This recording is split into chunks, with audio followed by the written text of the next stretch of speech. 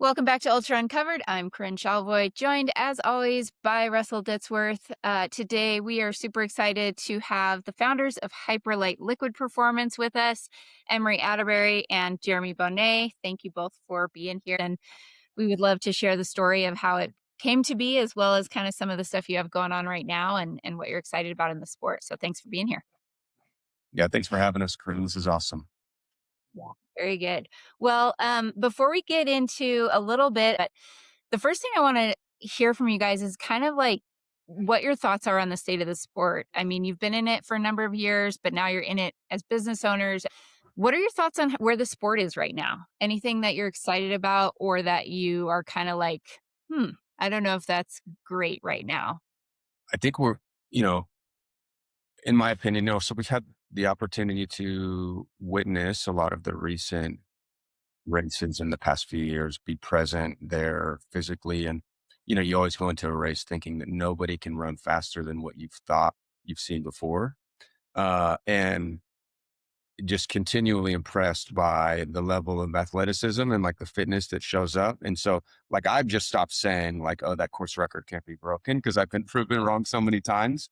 And so it's really, really fun to watch. It seemingly is interesting because it almost feels like it becomes more and more inaccessible, maybe a little bit more and more unapproachable. And so I think in the industry, we're kind of watching this thing where if you have guys that are and girls that are running faster and faster and faster, and they're fueling more and more and more, and they have high performance gear that's getting better every quarter, um, the modern consumer cannot really relate to that as well. So brands are finding very interesting ways, I think now, to not only appeal and meet the needs of an elite athlete that's fueling with 150 grams of carbs an hour and wearing $300 shoes, um, but also the majority of the racers that are behind them. Let's say in Black Canyon's case, you take 800 people running that 100K, 720 of them are just trying to run a decent race, not at the pace that Hans or Anthony is, but they need gear that can function well for them.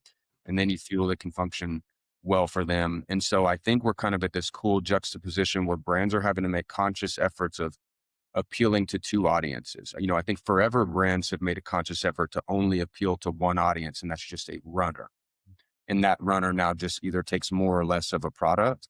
I think that we're having to meet the needs of two opposite ends of a spectrum, and that spectrum is just getting wider. So all the time as we are creating and trying to appeal to a market, you have to hit both of them, which I think is a really, really cool thing that I'm witnessing from a brand perspective and from a sport perspective. It's good. Okay, I can tell that you were a teacher at one point, right? Me? Yeah. Yeah. Wow. Yeah, that's a good story. Deep cut. And so, yeah, Before you go into it, the reason I say that is because you just did a very good job of explaining that, and it was very like I felt like I was sitting in a lecture hall, like learning about what's going on in ultra running. So kudos, a but lot of yeah, people I don't did. know.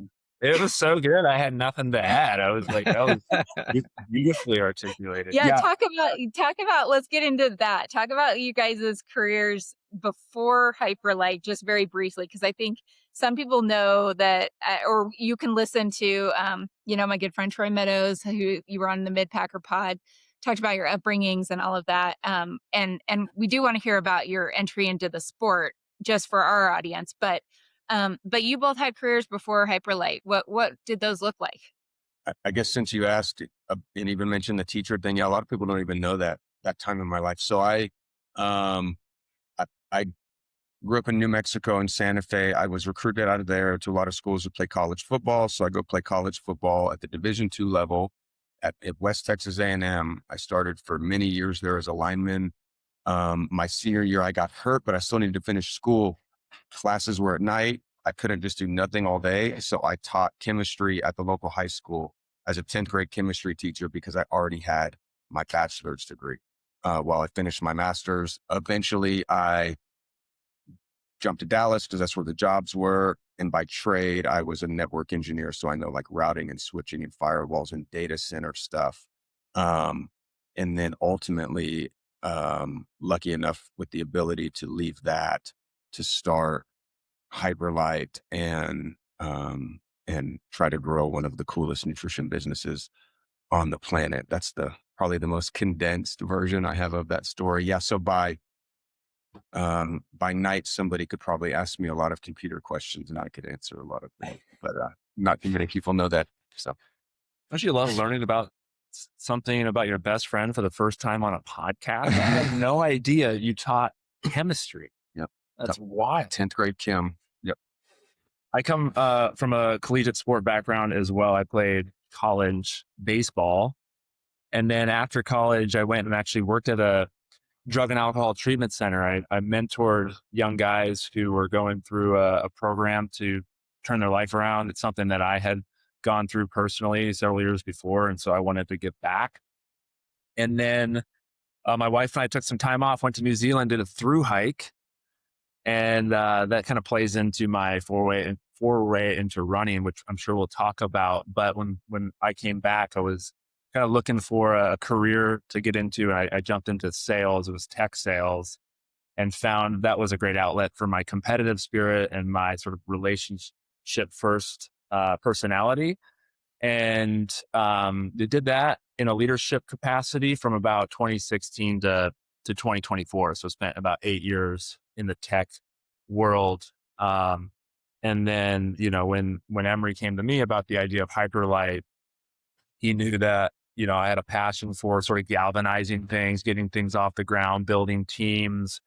And so he gave me the opportunity as co-founder to build the athlete team and work on some of our key partnerships and really help sort of galvanize my title. It's half of a joke. It's Chief of Stoke, but basically kind of help build the Stoke from the ground. And it's definitely a sweet spot for me to, get people excited and build teams. It's been an honor to be a part of it for the last, year and a half? Year and a half, man. Yeah.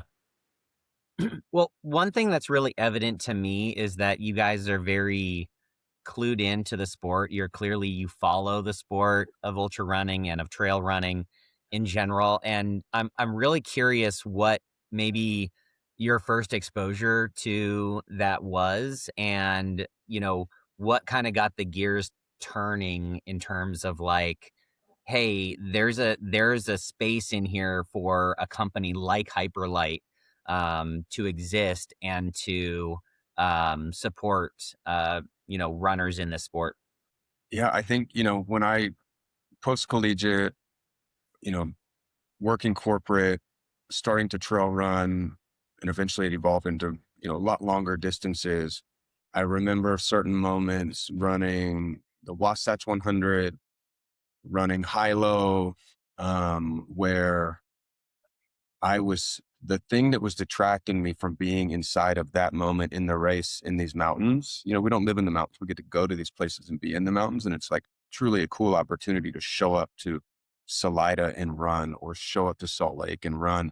And I remember getting deep into the race and having to worry about like these salt pills and these tablets. And then the people supporting me bringing salt pills and tablets and handing me all of these things at aid stations. And it was like the worst part about my experience out there, because I idolize, the Anton and Kyle Skaggs and the guys that are just wearing some shorts and have nothing else on them and can just have a water bottle. And I idolize that moment and that simplicity of not having to be dependent on all of these crazy concoctions that don't feel like running at all. And so those were kind of the seeds that were planted ultimately to say, I found myself waiting on the market to kind of come up with a solution that was just a little bit more potent, and made it to where I didn't have to, as a high sweater, take all of these things with me on a trail where I really didn't even want to have to worry about them in general.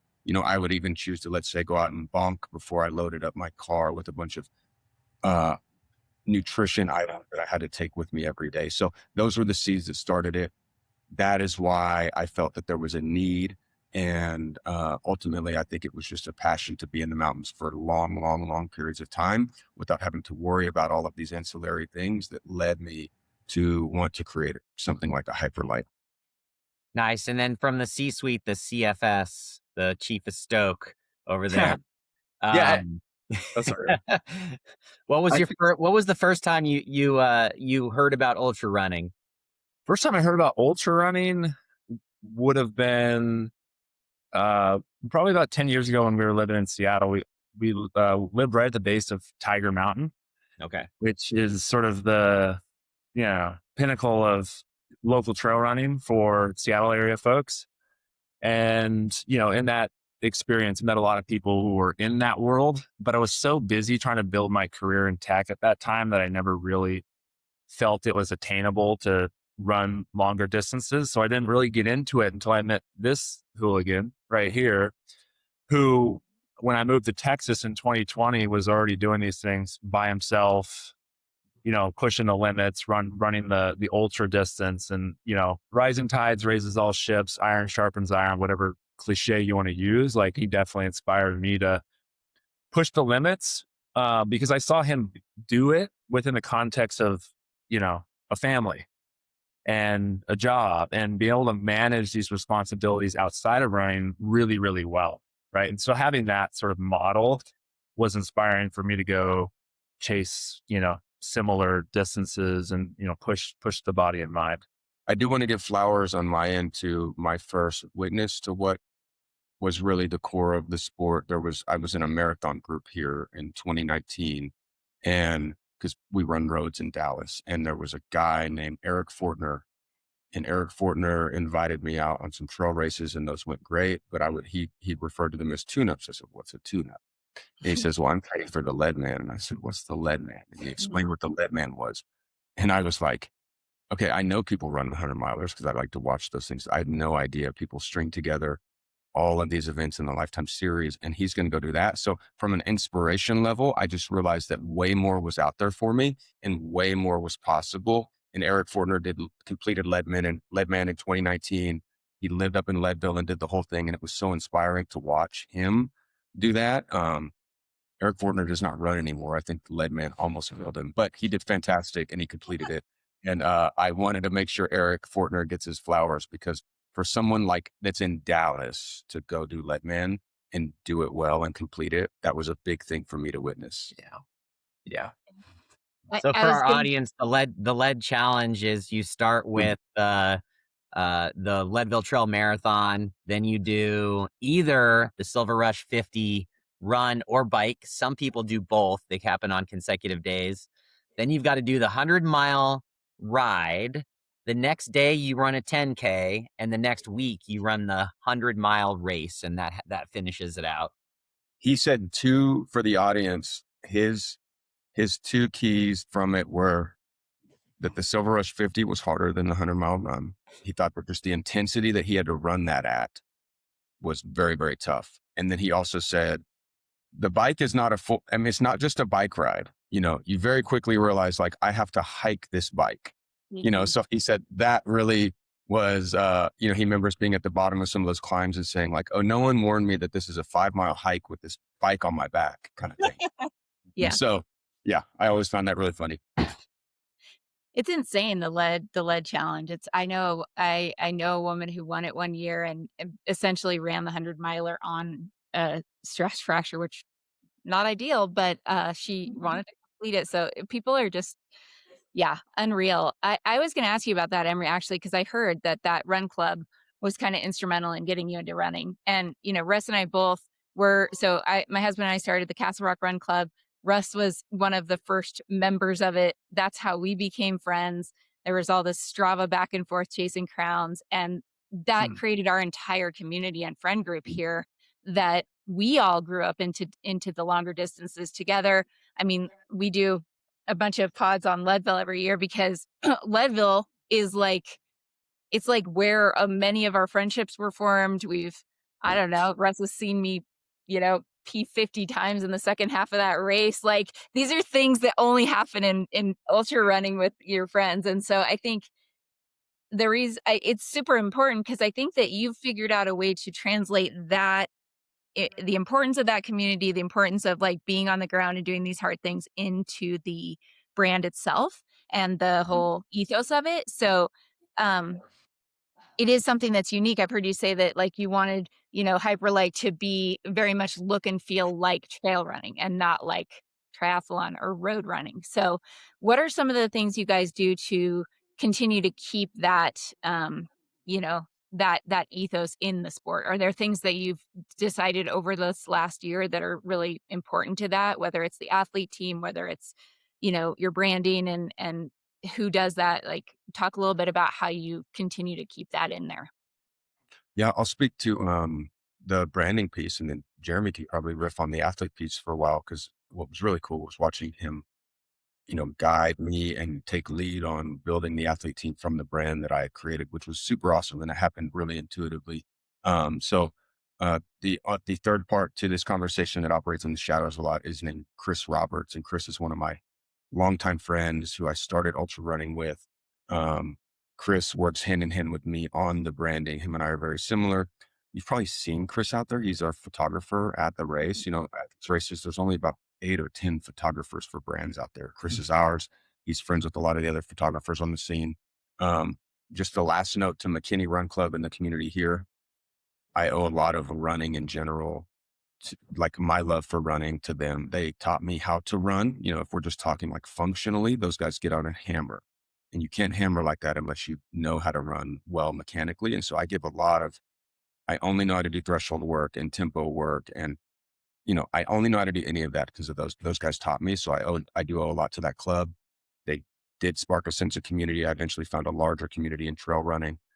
When we got into trail running, the look and feel of the brands on the nutrition space, it never got me excited. I could totally get excited about the shirt I was wearing, about the shorts I was wearing, the shoes I was wearing.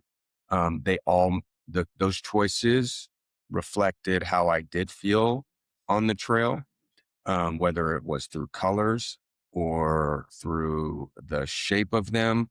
And I thought that there was this really cool thing that was happening in a pair of my shoes that looked just like what I wanted my trail running experience to look like.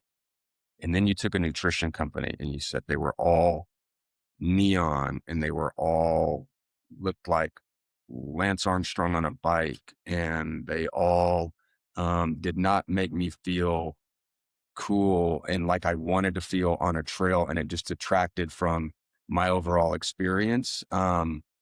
Not to say that it is bad, but I didn't think that any of them looked like what running 100 miles feels like, if that makes sense. So we sought out in from day one to say, can we create a nutrition brand that not only creates products that are really meant for long days out, but also look like they're meant for long days out on a trail.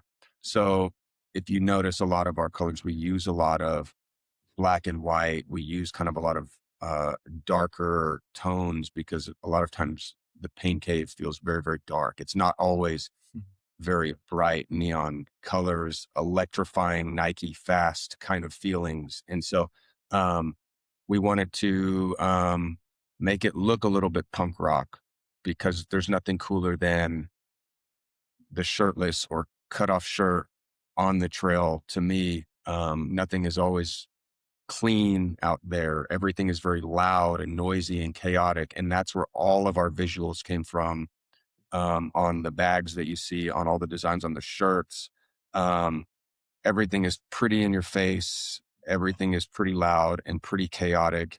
And the colors that we use are what we find when we're out there. And I think it worked really well. And I think people resonated with it. And I think if you can build kind of a cult mindset around a nutrition product, which I think that we have, the amount of customers that we have is really, really cool. And that number is really cool to watch grow, not because it correlates to like sales, but it shows that people want to feel something when they buy a nutrition product. Nothing feels better than like spending $100 on some gels and drink mix and stuff like that, and knowing like I don't care at all about the way it looks. That sucks, because that's a lot of money, and I want people to feel proud with all of the brands that they associate to.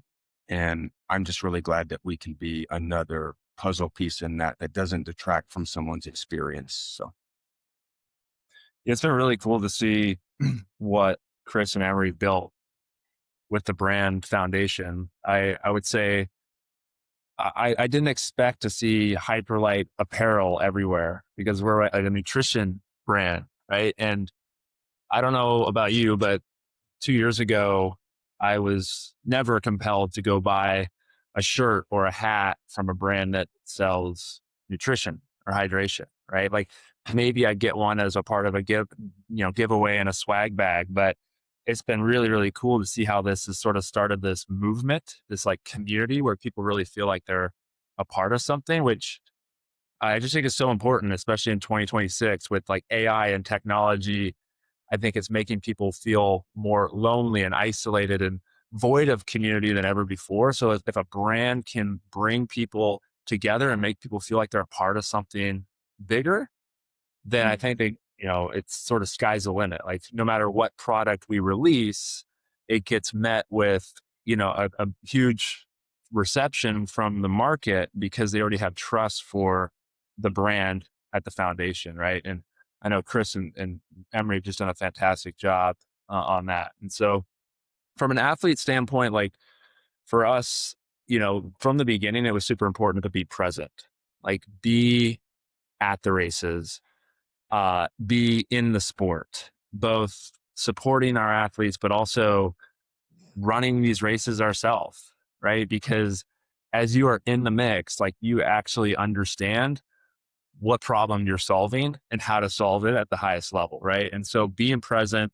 has been super important for us, even though we have young families, we have commitments, we have a business that we're building. Like we are probably on the road once a month, being there to cheer on, these athletes and make sure they know that like we genuinely care about them as people first and then, athletes second. And so I think that's been super core to our ethos. And then I think second, like if you look at the team we built, it might not feel this way with Hans now, but it's like, in a lot of our athletes, but we have this sort of underdog like mindset where, hey, we're the underdog, we're this up and coming brand. Right. And so partly practical, we can't, maybe afford the top dog who's been on top of the game for 5 years, but like we also have this underdog spirit where we want to support others who are in a similar phase of their career that Hyperlyte is, right? And help build with them and grow with them. And so we look for folks that sort of embody this like underdog spirit, like I don't care who else is on the start line, like I'm gonna get you kind of mindset. And like you see that across the entire team, right? And then also too, like this give first mindset. There's a lot of brands I think are trying to extract, hey, what can the athlete or what can this person do for us? Hey, I need you to post X amount of times per month about how awesome this brand is and how much you love us. But ultimately, like people can see right through that. They don't love that. I don't think the market receives that well. And so for us, it's like, hey, how can we give and how can we tell the stories of the athletes? Because they have some incredible stories that people would be compelled by, and they don't honestly want to tell their own story. Like, I think we have the ability to tell it better than most because we have the resources to do it. We have the time to do it. And then in turn, of course, that helps the brand if we're telling excellent stories of our athletes as people, as professionals. And so those are a few things that like have been really core to kind of who we are. And I think, reflect our values and our ethos. Yeah, I think you can see a through line of like authenticity. We don't have to fake it. I think if you truly love running and you love this sport and you understand this sport, Jeremy can very easily go get the guy that got second place at a race that no one notices, but he knows he's going to crack one off soon because he's that good. Like that just happens with intuition and being in the sport and being honest with yourself and knowing like I have no other motives. If my motives are that I'm going to go get the first place guy because I want them to make 3 posts about me so that I can get return in dollars, well, then that's what somebody's going to go do. But let's say we go get all the people that we believe in that are underdogs that we know are going to be good. And we go create branding that we know is going to resonate and we know it's going to look good because it's authentic and it all comes from the heart and we don't have to fake it because we're in the sport. I think people can recognize it. I think people see it. Yeah. You got to play the game that only you can play. Like we can't play the $500,000 booth at TRE game. Like we try to play that game, we absolutely get demolished, right? But we can play the game of, hey, I'm on Ultra sign up for 2 hours a day trying to figure out who the next up and comer is. And I'm going to go find them before everybody else finds out sponsor them. And next, it's Hans Troyer before he gets the contract with the shoe brand, or the only person or the only brand supporting them. And he's out wearing the swag and he pops off, right? Like we can play that game, but we can't play the game of a brand that's been in this for 10, 15, 20 years, nor do we really want to, right? Well, you mentioned Hans, and Hans is not as much of an underdog now, but like you're saying, before his Hoka contract, before even his Ultra contract, he was out there with Hyperlyte on. And so, I'd love to hear just a little bit more about that. Like, what was it about Hans at that time that drew you to, hey, this would be a great connection? He's a very energetic, and he's actually great at telling his story as well, his own story as well. But what was it about Hans? And then I'd love to hear, like you said, looking at Ultra Sign Up, how are you finding these next folks? It's like you and I think Andy Wacker with the trail team. You guys are the ones that maybe are clued in at the base level here. I'll just speak really quick to this. It's funny how if you were to like watch, aerial view of how somebody is building a brand and forming a team at the same time, you can imagine me heads down, making sure that the branding and the formula and this product is going to actually work, while Jeremy's over here operating and calling me like, I think I've got the guy. That's how, and then me picking up the phone being like, okay, yeah, sounds good. I trust you. I like it too. And then I just got to get back to work creating this product, and I let Jeremy a lot of times go handle all of that. That's in reality how some of that works, because we both can't do both of, or all of it. So anyway. Yeah. So Hans specifically, and we have 7 other athletes on the elite team, and they all reflect this, but it's his character, like who he is as a person, right? Like if we're tying our brand to an athlete, like first and foremost, we want to know that this person is the person of integrity, right?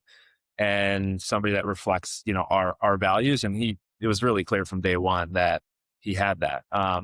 We're in Texas, and so Bandera is a race that we pay attention to even after it was a golden ticket race, right? And so the first year that it was not a gold ticket race, this guy goes out there and breaks Jim Walmsley's course record. There was like a slight reroute that cost, probably gave him 5 minutes. And so maybe he wouldn't have beat that record, but still he beats the record. And we all thought that was the case for 2 days. And I'm like, who comes from Georgia to Bandera that the first year it's not a golden ticket race and then throws down against Jim Walmsley's course record? Like, who is this kid?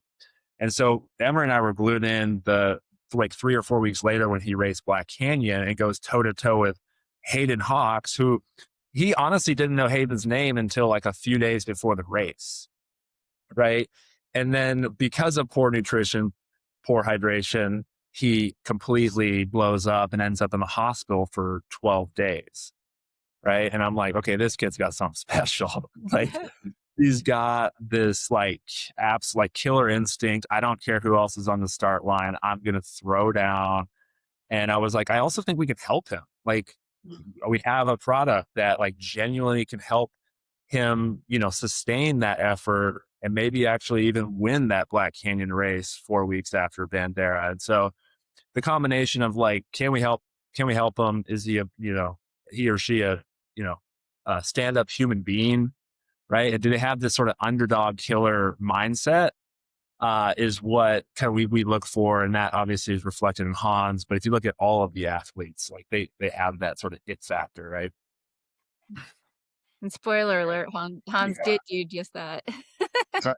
Yeah. It was actually pretty cool. Like, we put out that documentary, and there's not many things in my life that actually go to like plan. I remember going to Emory and I'm like, hey, here's what's going to happen. All right. We're going to send Hans some product. He's going to love it. We're going to sponsor him before everyone. We're going to go put out a documentary on him, and he's going to go win Black Canyon. And this is going to be huge, and it's going to get Hyperlyte on the map. No one knows about us. And honestly, like, most of that happened except for the fact that Hans was sick for Black Canyon. And we had no plan B. We had no plan B. We had no backup plan. We're sitting there in the van that day, like, what the heck are we going to do? Because the script was him winning Black Canyon and he was sick, right? And he's like, Emily's like, we're not talking about it until we get back to Texas. And we get back and we're like, I feel like we kind of have to go to canyons. Otherwise, we're going to have to release the documentary with like some alternative ending and just try to make the most of it. So we went to canyons and he got the golden ticket there. And we're able to tell that story. And that was honestly like a huge catalyst for the brand. Like I thought my mom, dad would watch it and maybe Hans's parents and your parents, but it turned out like we're at almost 2 million views. And it's been like a really cool opportunity to like tell his story and kind of what he's about. And of course, yeah, it's helped the brand like in turn, right? I'd love to hear a little bit more about the formulation. Not to switch gears because I love talking about the athletes, but you know, I have an engineering background. I feel like I'm like a technical person when it comes to nutrition and some of these things. And one of the things of beauty that I love about Hyperlight is the simplicity of the numbers. And it's, you know, a true serving is 100 grams and 1,000 milligrams. You know, I did get the message, and it was probably from one of you, like, "Hey, start out at half strength to get this going." And so that's actually all I've tried so far, and I'm looking forward to moving up to graduating here. But talk a little bit about the formulation, because I am also I would call a high sweat rate, but then more than just the high sweat rate, I'm a high salt concentration sweater as well. So talk about the formulation and kind of like how that uh, goes into you thinking about it serving not only your elite athletes, but your everyday ultra athlete. Yeah, that's good. So when I was formulating this, I knew that there was this crux that we were coming to as an industry. So, back in 2022, 2023, people started getting sweat tests done.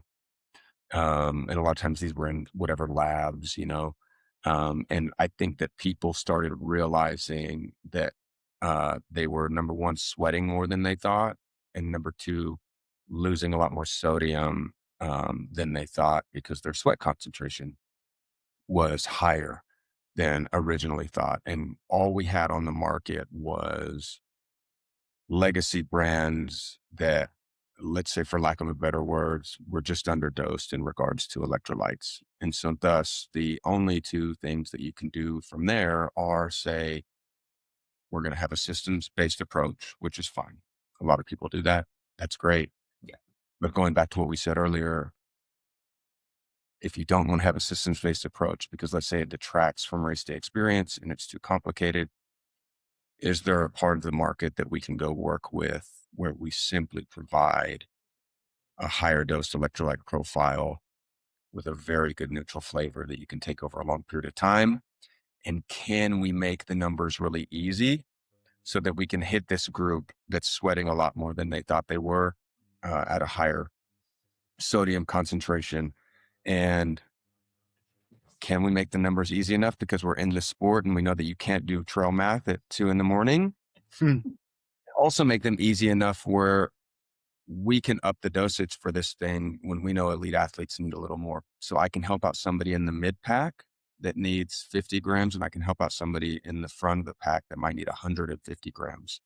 And can I up the profile of electrolytes to have a better midline across the board to meet all of those individuals?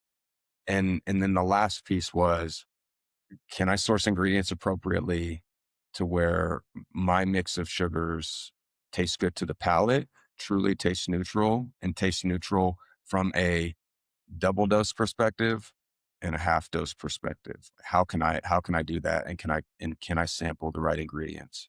And also believing that neutral was a little bit of the wave of the future. At the time, most things were fruity flavored. And I watched like the Vaporfly take off. We all buy Vaporflies right now. I mean, I'm pretty fast, but I don't think I need a Vaporfly, but I buy Vaporflies because Kipchoge wore a Vaporfly. So I was like, I think if we can just lean on the neutral profile really well, the mid pack and realize that they really like a neutral flavor too. take an elite mentality as far as flavoring goes, because most elites really just want neutral. And let's bring it to the mid pack in an accessible way. So if you bundle all of that together, Hyperlyte was born with easy math, consistent flavoring across dosages, a very good and true neutral flavor, and a higher potency of electrolytes that actually met the needs of all of these sweat tests that were coming out. We wanted it as a 1 to 0.8 ratio so that when they kind of got over those known thresholds of, let's say, 60 to 90 grams of pure fructose in the stomach, that they still wouldn't get sick. So we had to find a way to be able to push the carbs up a little bit higher. That's our 1 to 0.8 ratio. And I think we created a really good all-in-one alternative to a systems-based approach that people could take. 1 to 0.8 ratio is glucose to fructose. Yes, that's right. Yeah. Those who are wondering. Yeah. Yeah. And you see that a lot also. I mean, various gels will have that, some have a 2 to 1, some have a 1 to 0.8. And they different transporters, and Yeah. This can It's get real scientific. Nick has put out some really great podcasts on how fructose and glucose are processed differently, and how having both can allow you to sort of hack your body and, push 100 plus grams of carbs per hour for sure. And one of the anecdotal things across the board was knowing that, like, I've been out there for 24 hours on a 100-miler, and I do know what I can and cannot take at 3 a.m. And so I was like, can I create something that I'm still okay with sipping at 3 a.m. that I was at, at noon the day before, kind of thing. Yeah. And so, yeah. And I think we mostly nailed it because it's performing well at any level of the race that we've watched so far for people that don't want to have to worry about mixing a lot of products together all day long. Yeah. I have 2 follow-up questions on the formulation piece. So one is, have you ever taken it warm? Have you ever heated it like middle of the night on a cold, on Monarch Glass in the middle of Hilo? I don't know if I'm just curious, like, have you ever done that? I intentionally heated it up, but I've been out with it on some hot days. And one of the funniest things that people tell me is it's one of the only products that they like taking cold and warm. It does not taste bad when it's stale. And I think a lot of that is just the good neutrality of it. You can totally perceive negative when you're like taking a warm Gatorade or something, let's say, like a very warm orange that's sat in the car forever. That Gatorade is not very good. But the neutrality of our product, I think I have been told, I also don't mind it at any temp. I've never intentionally heated it up. I am trying to think what I've mixed it in. That's pretty wild. I think I mixed it in. Some people do popsicles. Some people do. We do have people that do popsicles. Some of our athletes have kids and they've made Hyperlyte popsicles for the kids so that they can stay hydrated. And that's I have actually put it in some coffee. So yes, I've had it warm. Oh, we did brew a whole pot of coffee in the office. That's right. We did Hyperlyte coffee one day. So yes, we have heated. I'm really glad I remembered that. And it tasted fantastic. That's good to know, because I feel like that's one thing that's missing is like, like it's just, if you're doing Mountainous 100, it's like a lot of times it's cold. And so, it's like, what can you take and that is easy to digest, that tastes decent when it's, because sometimes we see people putting like, ramen into their soft flasks, literally. And we're like, how do you get the noodle through that thing? It grosses me out just a little bit, ramen in a soft. I would say I know that we created the product, but we still get out every single day and we use it on our daily runs. And it's one of those that, like, I'm so habitual. I absolutely love and I absolutely crave the flavor of my own product. And I'm just super glad that we have a good manufacturer that can source great ingredients, and we can really have a consistent, every lot that we produce and get tested, that it all tastes the same. I'm super thankful for. Yeah, that's awesome. And then the other question was on caffeine, because you guys came out with a formulation that has caffeine in it. It's pretty obvious, like in a gel form, when you take a caffeinated gel, that bitterness. Talk a little bit about, like, were you able to mitigate that at all? Or, how did you decide how much caffeine you'd put into that product? Yeah. So the bitterness that's perceived in a gel, a lot of times, there's obviously different kinds of caffeine. And one of the fun parts is that when we created our caffeinated version, we taste tested and performance tested a lot of caffeines. And whenever somebody sees a new product get released from Hyperlyte, just know that like we have some of the best athletes in the world, and they are stress testing all of those flavors, all of those textures. So people can have confidence that they are tasting something that is, that has been tested by all of these elites, which is really cool. But we landed on a green tea extract, and there's 8 different kinds of green tea extracts that we worked with. But the one that we landed on was fantastic because all it did was have a slight honey taste to it. You have to make a conscious decision as a nutrition or supplement manufacturer to go with a natural versus a synthetic caffeine. The synthetic caffeines are super, super effective. They're very, very strong, but they're very, very bitter. So a lot of times you'll notice any of the bitterness, any of the gasoline kind of tastes in a caffeinated gel.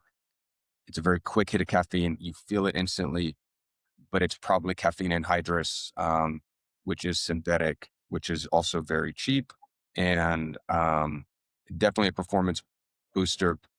But I would argue maybe has a little bit of not just issues with your palate, but also your gut. Um, that knowledge of the 23 different types of caffeine that we've tasted go back to my days as a team sport athlete. You know, when we were using, you know, whatever levels of caffeine inside of pre-workouts that we were taking, that kind Yeah. of, as a college player, I got to understand the differences in effect and taste of these things. I knew immediately that as a runner, I don't want my heart rate to spike from a massive dose of caffeine anhydrous, and that I love the slow climb and build of a green tea extract and the slow decline off of it from the green tea extract. And I think I can consistently take that all day long. And like yourself, being in the sport, I've tasted the gels that do have synthetic caffeines in them, and just if you can stomach them, great, but they do totally detract from my experience out there. Not what I want. So You didn't want to put NO explode inside of Oh my H1C? gosh, some of those pre-workouts, man, they scare me. Which reminds me, on the website, like you dry scoop a powder of Hyperlyte in one of the videos. Raw dogging, just straight raw dog. we were doing a brand shoot. We were doing a brand shoot, and I was like, "Can we do this?" And Chris is like, "Yeah." And so that was kind of it was a moment of weakness and or inspiration. And I was like, Straight. and and boom, I just threw one back in the throat. I think it was the last photo that we did that day. And yeah, we've used it a lot. Kids would call it unhinged. Unhinged, You there know, you go. we call it off the wall. Yeah, but once again, that's the technique we learned from the dry scooping pre-workout days in the 2000s. So yeah. As someone who's tried to do the cinnamon tablespoon challenge back in the day, a long, long time ago, and that did not turn out very well. I just need to know, like, was that like, were you okay after that, or did it like all come back out in powder? We should put a disclaimer, you know, There you go, yeah. don't try this at Yeah. home. Yeah, sugar has a very easy way of clumping up in your mouth. So you guys kind of see how that went. But no, it got everywhere. Not advised. Very good. Well, that's great to know about the green tea extract. And I think it's cool because, it looks like you guys put 100 milligrams per serving, but that's for the 1,000. So you cut that if you're caffeine sensitive, you only want 50 grams, you can do a half serving and kind of, it all That's right. works. And we do, eventually we're going to have some really cool things come out on the caffeinated side of the house, because we do think that in races, in bursts, if there are people that do like high caffeine, we want to make sure that they have caffeine options, not necessarily from a carb level, but we're talking about from like on caffeine support through a race. We think that people should not be trying to piecemeal that with 5-hour energies and things like that. So we're working on a really cool system around that as well, which we're stoked on. Trying to get caffeine right from a full system level, not thinking about it from a single point in time and just reusing that, but saying like, if people like a Hans or David Roche or somebody is taking 200 milligrams of caffeine an hour and varying that over, maybe it's how can you serve them better, on a supplement side of the house. So caffeine is really cool. It's very interesting what's happening with it now. And I'd petition anybody to talk to any elite about their caffeine strategy, because it's really, really cool. It's enlightening. I think it's something that doesn't get talked about enough, but there's absolutely a lot of caffeine being consumed on the race course right now. Yeah. Yeah, I agree. I mean, it makes me think of Tara. I know Tara Dower does caffeine pills and, you know, 100 milligrams every hour kind of situation. We've heard David Roach say. So it is interesting. And sometimes it's just like, it goes back to I've heard David and Megan talk about, like, sometimes your skill or your talent in this sport is not your fitness. It is your ability to not get injured. It is your ability to consume 2,000 milligrams of caffeine and not have, so it's or not sleep. Like, it's so interesting, all of these things that we're, playing around with. But that's awesome. Well, sounds like there's very exciting things coming up. Before we get to a couple of quick rapid fire, Russ, what else do you have other questions for? Before we get to the rapid fire questions, one thing that we skipped over maybe a little bit in the story, and I'd love to hear you guys shout out, is like every brand has people that are instrumental in kind of getting them over those first humps or helping them at a certain stage of the brand story. And so kind of who were those first people that like really supported you and you really felt like, okay, this is really going to happen because I feel like I've got the support of not necessarily our community, but just like some individual people that like really helped at critical times?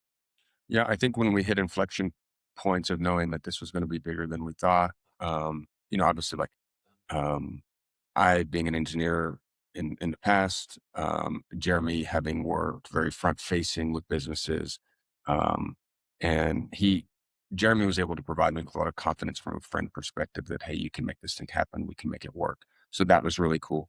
And then also, there was a local group of mentors slash investors that really poured into me to say that, like, hey, you have an opportunity, you can do this. There's something unique that you're creating with a platform that absolutely can prosper. And we're here whenever you need an ear, kind of thing. Whether that was back end accounting stuff, whether that was, forward sales things, whether that was making a decision as far as branding goes. I had plenty of people that I could lean on at a coffee shop conversation at 9 in the morning, when I had to make a hard decision or yes, no decision when spending money, these sorts of things. Um, so yes, hats off to that group. They know who they are and wouldn't be here without them for sure. Love that. Awesome. Yeah, I mean, there's so many early believers, like day one fans is what we call them, that championed us where we just wouldn't be where we are today if it wasn't for them. Like, this is not a cop out answer, but Corinne, you were one of them, frankly. Like, obviously you were, working with a big marketplace brand at the time that, we weren't on and we wanted to be on, and you championed us internally to your athletes and they loved it. And then they advocated back to the brand to partner with us. And like things like that are big inflection points for Hyperlyte, right? And for you to, champion us ever since, like that's been huge. But there's so many different stories like that where we're just blown away by just how fast this has taken off by people who just like want to help. I remember Emory and I sat down in 2024, end of 24, and we had this master plan. It was like, hey, in 25, we're going to get traction in Texas trail running. And then in 26, we're going to like get traction in like the Southeast trail running. And at 27, it'll be like all the US. And then 28, we'll go international. And so we had like what we thought was a big vision and we thought an aggressive vision, but here we are in early 2026 and now have like international traction, which is just extremely humbling, honestly, and beyond what we had a paradigm for at that time. And that's just from people, honestly, like Corinne, that wanted to do what they could to help. They believed in the brand and they advocated for it. So thank you, Corinne. Oh, well, did not mean to make that about me at all. But I I know think you, no, but it honestly, like, I think it is what's cool about, now my husband has his own company, and he's like, the one thing that's different is every time I meet with somebody in a networking group or I have coffee or I have lunch, is that, like, people genuinely wanna help. Like, they wanna help other people, and they especially if you also have kind of an entrepreneurial background or have tried to start something, it's like this it's this understanding that like, I know how hard it is, or I see your vision for it and I want to help you be successful. And that's like a beautiful thing about the human race. So, I mean, it's awesome. It's really cool to Yeah. see it grow, but it's also a very needed solving a problem, you know, and kind of, I think one reason it's done so well is that you guys have nailed that ethos of what it is to be a trail ultra runner. And that is like what everybody sees. So cool. Okay, we got rapid fire real quick to wrap it up here. These are just kind of some fun things. Maybe you can each answer each of these quickly. Okay, what is your favorite piece of gear?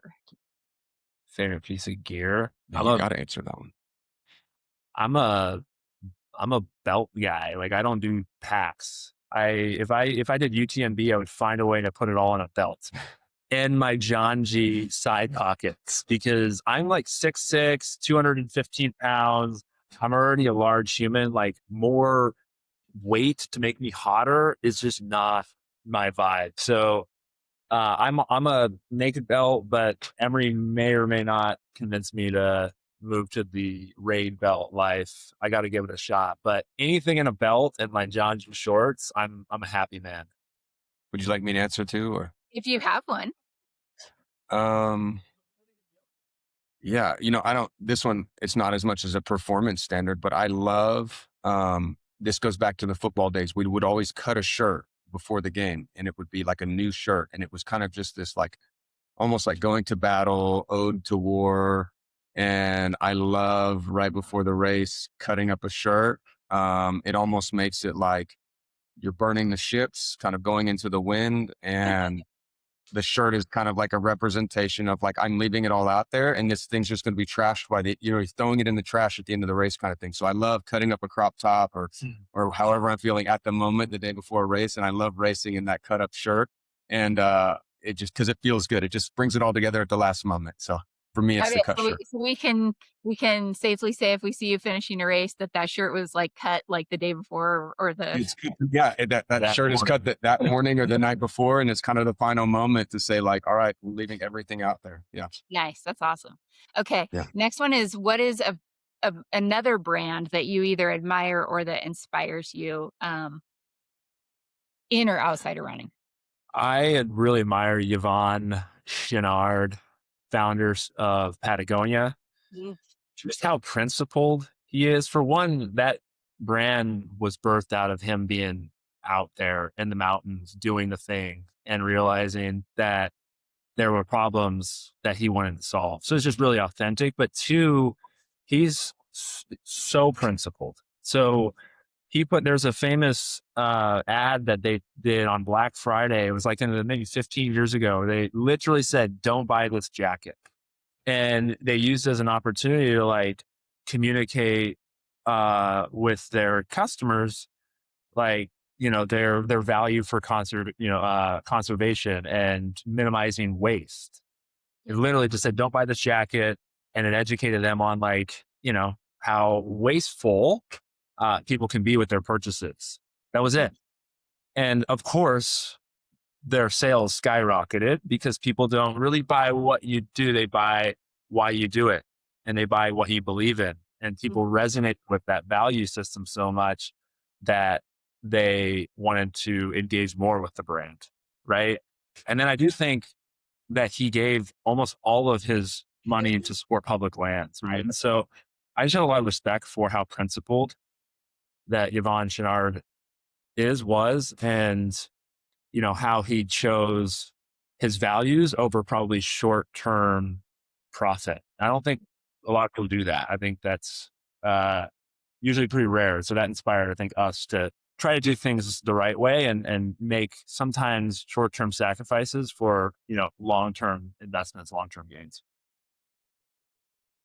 I think for me, so I come from kind of a combo team sport and extreme sports background. I was definitely a 90s kid that loved skateboarding and BMX and grew up in a skate shop, and we snowboarded. And I grew up in Santa Fe. So we were, kind of mountain sports kids. I snowboarded, 40 days out of the year, every year since the time I was a little grom. And so I love the skate shop and bike shop culture. One brand that I absolutely love is GT bikes. And so, GT bicycles was started in the 80s by Gary and Richard. Richard eventually passed in a motorcycle accident. But what these guys did was decide that they could like create a really cool try to welded frame and do something a little bit different with the seat and use like really, really lightweight alloy materials. And they dominated the BMX bike racing scene. Okay. And they had a really cool California aesthetic to make it look really neat. And they did a lot of chrome, a lot of really neat racing colors, and brought a new flair to BMX racing that was cool. And then they go out and they get a couple freestyle BMX athletes in the 90s, and they create this bike called the GT Performer. And the Performer also looked way cooler than any of the BMX bikes there, the freestyle bikes. So for them to go say, I'm going to create like the fastest, coolest looking BMX race bike on dirt, and then I'm going to go get the best athletes that we know of that are cool athletes, and I'm going to create the coolest looking freestyle BMX frame, and they're also going to start winning, and they just redefine the industry. And then co-founder and basically the main operator of the company dies and passes away, and they're still able to pivot and be relevant after a tragic thing like that. To me, really cool company story. They prioritized what they thought looked cool because they were already in the sport as BMX racers and cyclists. And I really love that one. I still have a GT Dyno VFR for any of the audience that cares about BMX bikes hanging in my dad's garage.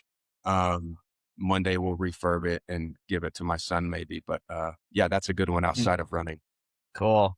Last one here, and we really appreciate your guys' time and love hearing about the story of Hyperlyte, and love that you guys are engaged in the sport. So my question is, give us your favorite race so far, and then maybe a race that you want to do sometime in the future. Trail race. Well, I know which one they both want to do in the future. They're on this quest. So one in my backyard. Okay, so Hard Rock is the North Star. Okay, then just give us a favorite race that. I don't know for you guys, but that's what I've heard.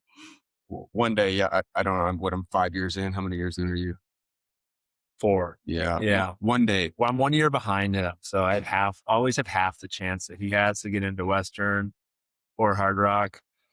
Yeah, Hard Rock I think is a big goal. Both of ours, obviously Western as well, and many others. I think I'm more compelled to do UTMB than Emory is. That race, that course just inspires me, I think, in a big way. But in terms of the races that we've done, we did the Bear together. And while I felt awful the entire race, that was like more than 3 out of 10, in terms of how I was feeling. It's just a beautiful course, like a point to point. And that time of year is unbelievable. I mean, the leaves are bright orange, red, yellow the entire time. And it's tough course, Hard Rock qualifier. Cody, the race directors, he puts on an incredible, well-organized race, super underrated. They had to move it, I think, to a lottery last year because it was selling out in like 2 minutes. But I would say that race has been my favorite in terms of like the course, and I would love to do that one again. I don't say that about most races. Yeah, I think, obviously Hard Rock it'll be a dream one day to be able to run that race, run that run. And I can't wait. I have maybe a tie for 2 that I would call my absolute favorite races. I ran High Lonesome pretty early on, and that course and that mostly singular loop is stunning. Like I would do that every single week. That was so cool. Being on the Continental Divide in that section for that long, feeling like you're on another planet is so cool. I also, if I could race the Never Summer 100K every year, I would. That race was awesome for many levels. Also, the fact that there's no cell service back there. So you're kind of back there for 2 days camping and you can't talk to anybody. Nobody knows about your race result. You can't communicate with the rest of the world, but you're back there with like these hundreds of people on this super rugged, extremely hard, goes up to 13,000 feet, 100K. that race is fantastic. I have no desire to do UTMB. Like Jeremy said, there's a lot of smaller sub 100 races that I would love to do. I would love to be able to stack up the San Juan Solstice. I still need to do Jiménez. These are races with a lot of esteemed history that I would absolutely kill to do. The only thing limiting me is we go to a lot of races with Hyperlyte for our athletes, so that takes priority. Also, we have families, so I can sometimes these things we have small windows where we can selfishly have our own races that are not interfering with family and that are not interfering with our entire elite athlete roster race attendance. Oh, So that's yeah. awesome. I can attest to Never Summer 100K. Shout out to NAR runners for that one. It's a fantastic one up in the Never Summer Mountains. So Yeah. cool, man. Well, So cool. Can we flip the script? I want to hear the answers from both of you. Dream race and favorite race. Dream race, Western States. That's my North Star right now. Everything I do points back to Western States. And then favorite race, Leadville 100. And I'm going back there this year for another qualifier and hopefully a big buckle. Yeah, Big come one. on. Right on. Yeah. How about you? Well, I am hoping to do UTMB this year. So one of the main reasons I'm doing it though is because it's a hard rock qualifier. I might be the only person in the world that's only doing not only, but doing UTMB because it's a hard rock qualifier.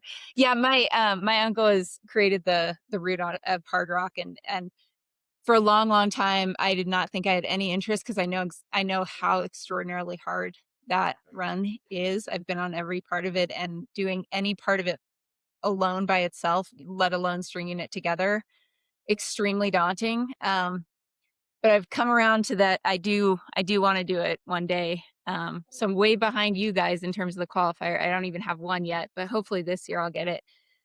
And I think that my tie for my favorite races, probably between CCC and the Ouray 50. Polar opposite spectrums in terms of hype and field size. I grew up in Ouray. Running that race, running the Ouray 50 was not only like, I love the course and every part of it, but it was also kind of this, homecoming full circle. Husband paced me the second half, won the race, did something I didn't think I could do in terms of the climbing. All of that was an amazing experience. And then I love the CCC course too. It was beautiful, and it kind of reminded me of the San Juans. And so like being part of like our Super Bowl I also get very excited about all of the, seeing all the people and being around the community, and that's just amplified so much in Chamonix that time of year that I had great experiences at both of those. We'll be out there this year. So we have 3 athletes already in various distances. So we're already getting everything booked. Yeah, we'll be at UTMB. Maybe my opinion on doing that race will change. Seeing it, so maybe. There's this whole swath of races out in the San Juans that are like unknown, up and coming, sort of like the High Five and the San Juan Softy, the Creed 100, you got your 50 100. Like nobody really knows, at least from where we are, about the, those types of races. And I would love to do one of those, probably leading up to a hard rock year to kind of get a feel. Oh yeah. I mean, there's so many different trails that they hit so many trails not on the hard rock course, that it's like, but it's such a unique part of the state that even people that have lived here their whole life have never been. And I'm like, you have to go because it's so different than anywhere else in Colorado. But we just did a pod on San Juan Solstice, so you guys should listen to that. We talked to Ryan Sullivan and Dakota Jones about his course record there, and it looks like such a cool race too. Oh, I can't wait to listen to that. I've already prepped my wife and kids that they know when I do get into hard rock. Like that, we're not just going for the race. Like that's a summertime commitment. We're just going to take the camper out there. We will be there for the whole, springtime and summer. There you go. Let's be real. It's a low snow year, so we can start getting into the mountains earlier than ever before. So Great. Cool. Awesome. Well, thank you guys. Congratulations on everything you've done with Hyperlyte. And it's awesome to talk to you, and we're excited to share this. Yeah. Thanks for having us. Excited to see you guys out there. Appreciate it. See ya. It's great chatting.